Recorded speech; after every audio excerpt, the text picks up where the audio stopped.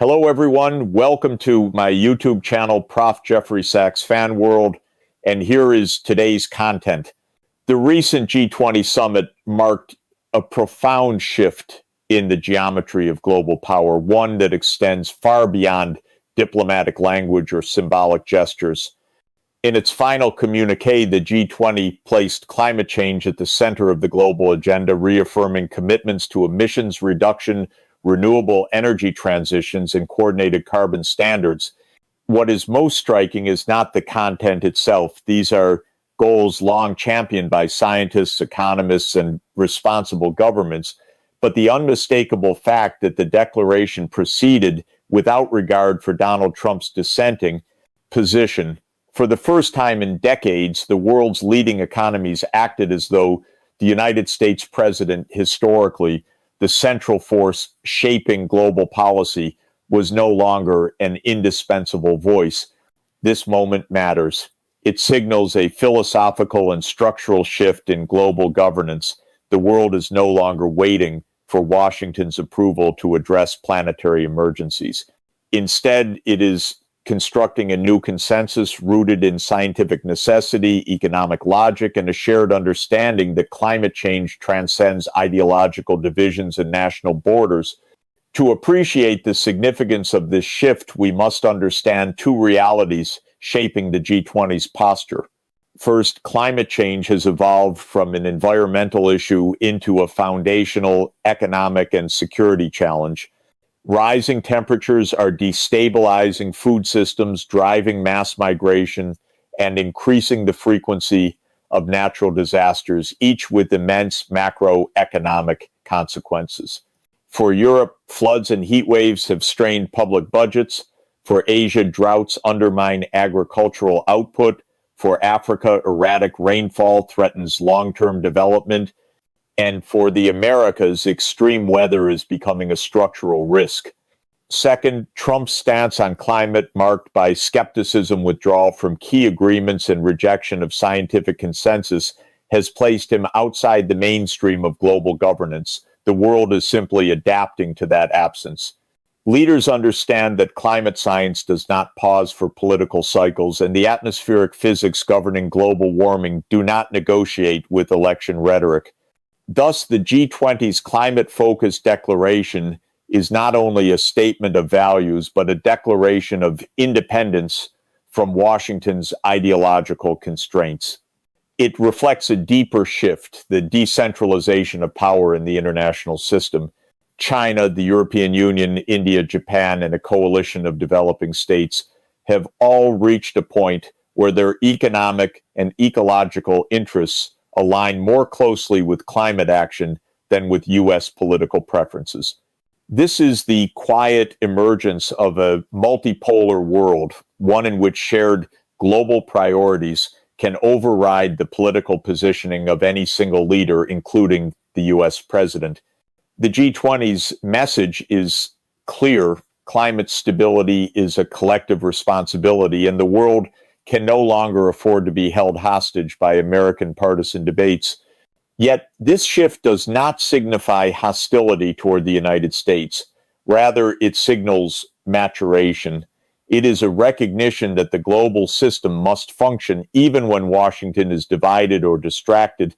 The world remains open to U.S. leadership, but only if that leadership chooses to re-engage based on science, cooperation, and long-term vision, not ideological resistance. In this sense, the G20 climate declaration is not a rejection of the United States, but a reaffirmation of the global commitment to planetary survival, regardless of who sits in the White House. It is a turning point not merely in climate policy, but in global governance itself. The G20's climate-centered declaration did more than reaffirm a global scientific consensus. It exposed a profound political reality. Donald Trump no longer shapes the direction of the world's largest economies. In previous decades, the United States, regardless of administration, stood at the center of multilateral governance. But the Trump era marked a historic departure. His repeated withdrawal from international agreements, rejection of scientific expertise, and disdain for multilateral institutions weakened the very foundation of U.S. leadership that had defined the post-World War II order. To understand why the G20 effectively sidelined Trump, we must examine the structural erosion of American influence under his presidency. For decades, the strength of the United States lay not only in its military or economic power, but in its soft power, its credibility, its reliability, and its commitment to shared norms. Under Trump, these elements frayed. By turning global challenges into ideological battlegrounds and reducing diplomacy to transactional bargaining, Trump signaled to the world that Washington was no longer committed to the collective architecture it once built. The G20 took note. Europe, long the closest partner of the United States, began distancing itself. The EU reinforced its climate commitments, launched carbon border adjustment mechanisms, and invested heavily in green industry, all without U.S. partnership. Japan maintained its emissions reduction targets despite pressure to align with Washington's fossil fuel stance. Even traditional U.S. allies such as South Korea, Canada, and Australia began crafting climate and trade frameworks oriented toward the broader international consensus rather than the preferences of the White House. This was not defiance, it was adaptation. The global system realized that it could not remain paralyzed by the oscillations of U.S. domestic politics. Trump's approach made clear that American leadership was no longer dependable from one administration to the next. Therefore, the G20 moved forward, collectively choosing stability, science, and long-term planning over alignment with short-term U.S. populism. Meanwhile, China and India, two giants whose economic power now rivals the West, saw an opportunity to assert themselves as responsible global stakeholders. They position climate policy not as a burden, but as a strategic asset, a platform to dominate clean technology, electric vehicles, renewable manufacturing, and future industrial supply chains. As Washington debated the legitimacy of climate science, Beijing was building solar cities, high-speed rail networks, and battery ecosystems that would determine the next century's economic leadership. New Delhi was reshaping its energy landscape with the blend of solar expansion and industrial policy. These nations offered a vision of forward momentum, something the G20 embraced with increasing enthusiasm. Thus, the G20 responded not by confronting Trump, but by moving around him. His isolation was not the product of ideological punishment. It was the consequence of irrelevance. When one leader refuses to engage with the central challenge of human survival, the world must continue without him.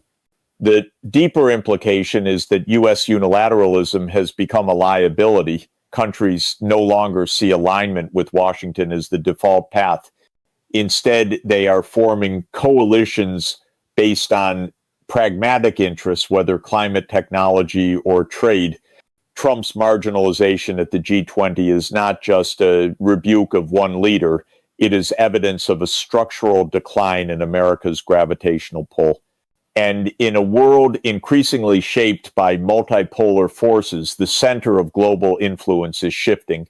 The United States has not disappeared, but it is no longer the sole axis around which the world turns. The G20's climate declaration cannot be understood in isolation. It is part of a broader and irreversible transformation, the global transition from a U.S.-centered order to a multipolar international system. This new world is not defined by the dominance of a single superpower, but by the interactions of several major centers of influence: China, the European Union, India, the United States, and increasingly regional coalitions across Africa, Latin America, and Southeast Asia. Each carries its own priorities, economic structures, political cultures, and visions for global governance. This structural shift explains more than any political commentary why the G20 felt empowered to ignore the position of Donald Trump. It was not a matter of personal disrespect nor ideological opposition. It was a recognition that global decision-making now belongs to a collective of actors, not a single hegemon. The world of Bretton Woods, the America-led era of the IMF, World Bank, and post-war institutions, is giving way to a far more distributed matrix of power. To grasp this moment, one must understand the philosophical foundation of multipolarity. It is not merely a redistribution of military or economic weight. It is a transition in the way nations perceive sovereignty, cooperation, and responsibility. Countries once dependent on Washington economically, militarily, or diplomatically have gained confidence. They have their own trade relationships, their own industrial strategies, their own climate agendas, and increasingly their own regional institutions. China has become the world's manufacturing engine, the largest trading partner for more than 120 countries, and the leader in renewable energy infrastructure. The European Union has evolved into a regulatory superpower, setting global standards for privacy, carbon emissions, and digital markets. India, with its enormous demographic weight and rapidly expanding technological base, is positioning itself as a global mediator and development hub. Meanwhile, middle powers Brazil, Indonesia, South Africa, Turkey, Saudi Arabia are gaining diplomatic autonomy, pursuing independent economic strategies instead of aligning neatly with the West or China. This diversification naturally reduces the centrality of the United States. For decades, America occupied a unique position, the world's factory before China, the world's market before Asia's rise, the world's banker before Europe's integration, and the world's military guarantor before the fatigue of prolonged wars in the Middle East. As each of these roles diminishes or is contested, the gravitational pull of Washington weakens. In this new ecosystem, the G20 functions as a microcosm of global multipolarity. No single voice dominates. The United States is one actor among many, not the conductor of the orchestra. The climate declaration reflects this structural reality. The world sees climate change as a global emergency, and it no longer believes that international cooperation can wait for the internal political debates of any one country. Certainly, not a country as polarized as the United States today. For Trump specifically, this dynamic is stark. His skepticism of climate science places him at odds not just with one group, but with almost the entire global system. Even countries traditionally aligned with Washington, Japan, Canada, Germany find themselves closer to Beijing and Brussels on climate policy than to the White House during Trump-era politics. The world is not anti-American. It is post-hegemonic. It is organized around shared interests rather than deference to a single leader. This shift toward multipolarity is not temporary. It reflects deep economic and demographic currents.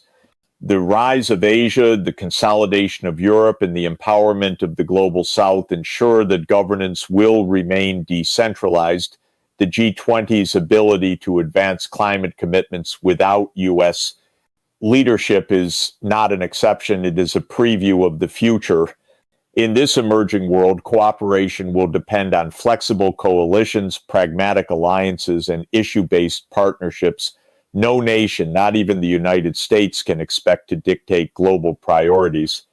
Power is now distributed, not concentrated, and the G20 has just shown us what that world looks like in practice. Climate policy is no longer an environmental footnote. It has become the central axis of global geopolitics, shaping trade, investment, security, and technological competition. The G20's decision to elevate climate change above all other strategic issues, despite the objections or indifference of Donald Trump, reveals a world that understands the stakes not merely as ecological, but as profoundly economic and geopolitical. To put it bluntly, climate action is no longer optional. It is the foundation of future global power. The first aspect to recognize is that climate change has transformed into an economic megatrend. Renewable energy, electric vehicles, green hydrogen, battery supply chains, and carbon neutral industrial systems are becoming the core drivers of the 21st century economy. Nations that master these technologies will dominate global markets. Those that cling to fossil fuel dependency will be increasingly marginalized. The United States, under Trump's climate skepticism, found itself astonishingly out of step with this direction. While the world invested trillions into clean infrastructure, America debated whether climate change was even real. The G20's unity around climate policy reflects this divergence. The European Union is building a comprehensive green industrial strategy, from carbon border taxes to the world's most aggressive renewable energy targets. China is producing solar panels, batteries, and electric vehicles at a scale no country can match. India, with its massive population and energy demand, has set ambitious renewable targets, seeing climate action as a development strategy rather than a burden. In this context, Trump's insistence on protecting the fossil fuel economy appears economically regressive. The world is not ignoring Trump out of defiance. It is simply advancing toward the future while he clings to the past. The second dimension is geopolitical. Climate policy has become a tool of global influence, a new form of soft power. The EU's carbon border adjustment mechanism, CBAM, for example, will reshape global trade by penalizing high carbon imports. Countries that fail to transition will face shrinking access to the world's wealthiest market. China leverages green technology exports to expand diplomatic influence across Asia, Africa, and Latin America. Even oil-producing states like Saudi Arabia and the UAE are investing in renewable mega projects to remain relevant in a decarbonized future.